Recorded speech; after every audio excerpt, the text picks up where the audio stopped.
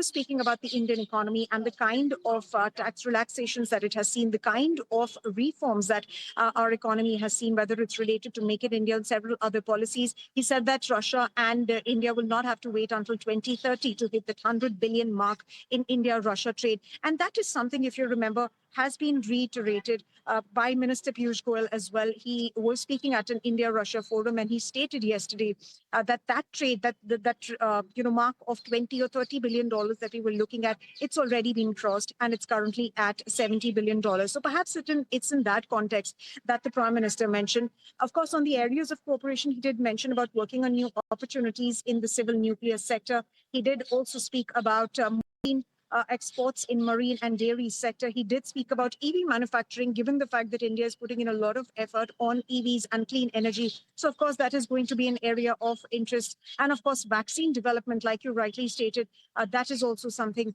that the Prime Minister spoke about. But more importantly, during his joint statement with President Putin, he did speak about the fact that, we will be essentially looking at the conclusion of the Eurasia FTA as soon as possible. And that is going to be priority.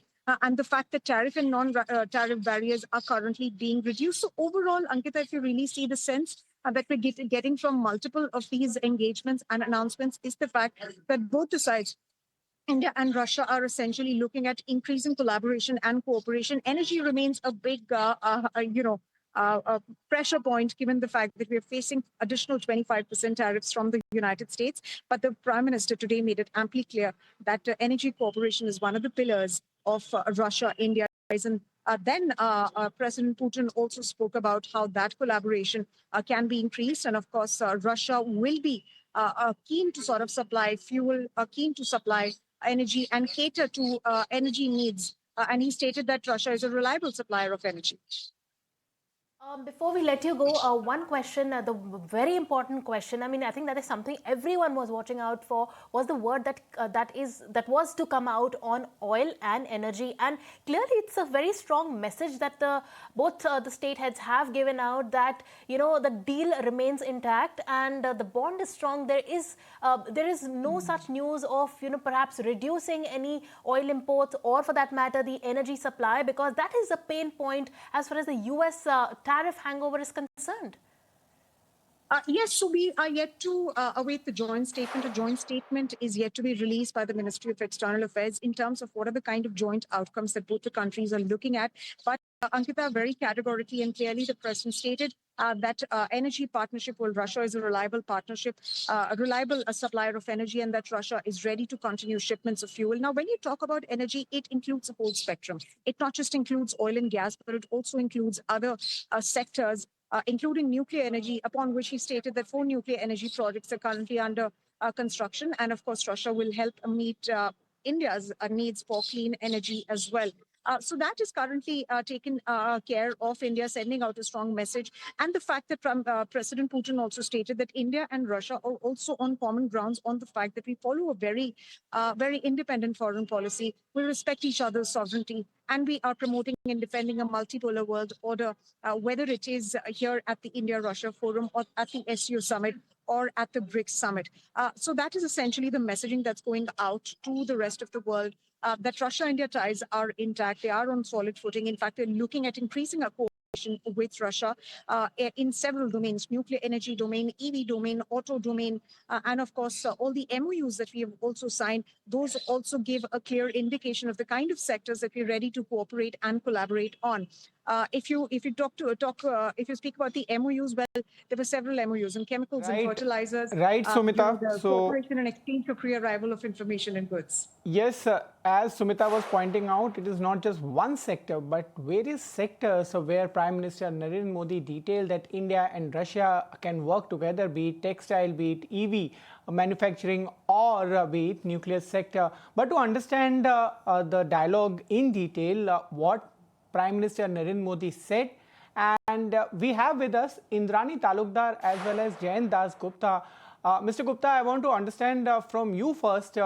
The announcement has been made from several sectors, and as Sumita was also pointing out, we need to wait for the joint statement which will be released by MEA later. How much of the importance do you see in the light of the expectation which was there and vis-a-vis what is delivered? Well, this is a statement of intent, if you can put it that way, because it doesn't talk only in terms of increasing bilateral trade and in terms of dollars, etc. Of course, that target is there in the background of $100 billion by 2030, and the Prime Minister said that it could be reached even before 2030. So that is, leaving that aside, I think Prime Minister Modi has emphasized a lot on collaboration, on joint production, on sharing of technology, on complementing each other's strengths. For instance, in textiles, he mentioned that cotton is our strength. And because of the large oil resource that the Russians have and the refineries that they have, they are very strong in the artificial and man-made fibers. So that is an area of cooperation and collaboration. And another very important point that Prime Minister Modi made was that it is not only going to benefit both our economies, but we could also share the benefits with Africa and other countries, especially in the global south. So that is a very, very positive message indeed. It is, I think, the beginning of a new chapter in cooperation and collaboration. Right. Coming to you, Dr. Indrani Talukdar, this is the beginning of a new chapter for India and Russia ties. But where do we stand in the larger scheme of things as far as the US is concerned? Because we still are yet to receive the fine print of really the trade deal that has gone through. But nonetheless, whatever the Prime Minister announced just now in the presser, where do we stand as far as the US stance is concerned? Thank you so much, first and foremost, for having me in your show. So first and foremost, I would like to say that this whole summit is actually very important for the not only India-Russia strategic partnership, but as well as for the whole world.